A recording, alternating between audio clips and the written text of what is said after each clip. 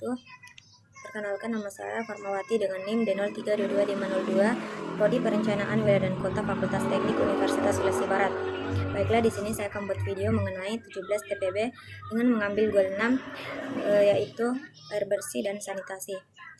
Saya mengambil Kota Palangkaraya, Provinsi Kalimantan Tengah, dan mengangkat satu permasalahan terkait dengan goal 6, yaitu air bersih, keterbatasan air bersih.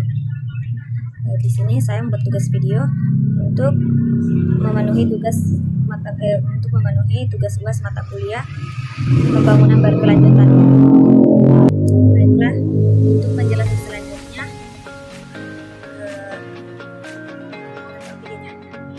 Oke.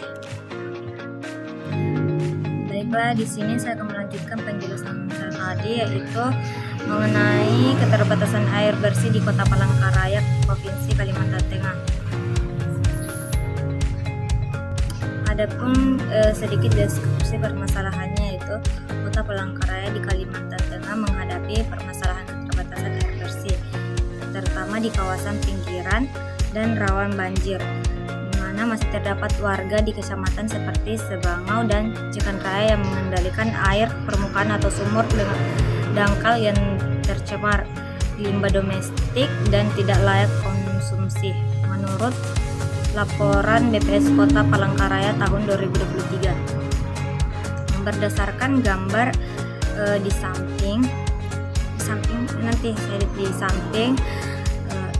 ada 100,00% jumlah total rumah tangga di Kota Palangkaraya yang memiliki akses terhadap sumber air minum layak.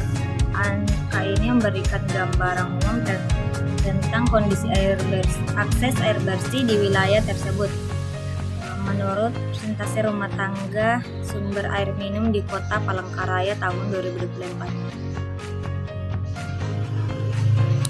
Baiklah, adapun faktor penyebabnya ada 4 yang saya ambil.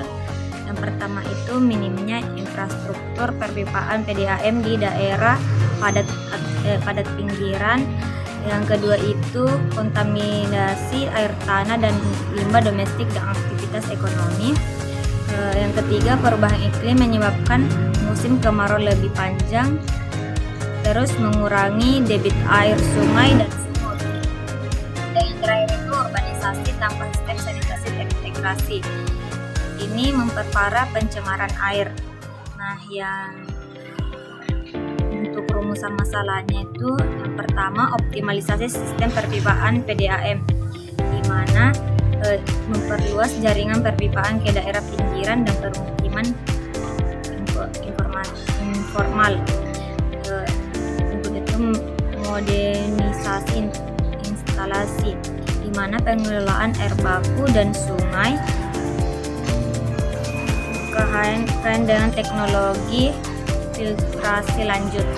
Yang kedua itu solusinya revitalisasi sumber air dan zona lindung. Ini penetapan zona lindung mata air dan sumber air tanah di sekitar kota, serta konservasi daerah tangkap air di sekitar Taman Nasional Sebangau. Dan solusi ketiga itu penguatan infrastruktur sanitasi. Ini membangun septic tank komunal dan IPAL atau instalasi pengolahan air limbah skala lingkungan saja. Dan yang solusi keempat itu kampanye air dan kampanye literasi air dan perilaku higienis, di mana warga diedukasi soal pentingnya perlindungan sumber air dan praktik sanitasi bersih. Kemudian kemitraan dengan sekolah dan komunitas dalam program Ayo Hemat Air dan Jaga Air Tanah. Adapun strategi implementasinya mendukung TPB Goal 6 keterbatasan air bersih di Palangkaraya. Yang pertama itu seperti tabel yang saya akan munculkan nanti. Yang pertama, strateginya kolaborasi multi aktor dengan bentuk aksi PDAM, Pemkot, NGO lingkungan, dan komunitas warga lokal. Yang kedua itu perencanaan partisipasi partisipatif, bentuk aksinya itu musrembang khusus air bersih dan sanitasi. Yang ketiga itu integrasi dalam RPJMD dan RT/RW. Bentuk aksinya di sini memastikan proyek air bersih masuk skema pembangunan kota berkelanjutan. Dan yang terakhir itu pemanfaatan teknologi tepat guna, di mana bentuk aksinya penggunaan teknologi filtrasi berbasis lokal, misalnya Semfilter. Baiklah, sekian penjelasan dari saya. Wassalamualaikum warahmatullahi wabarakatuh. Minal aidin wal faizin ya Pak.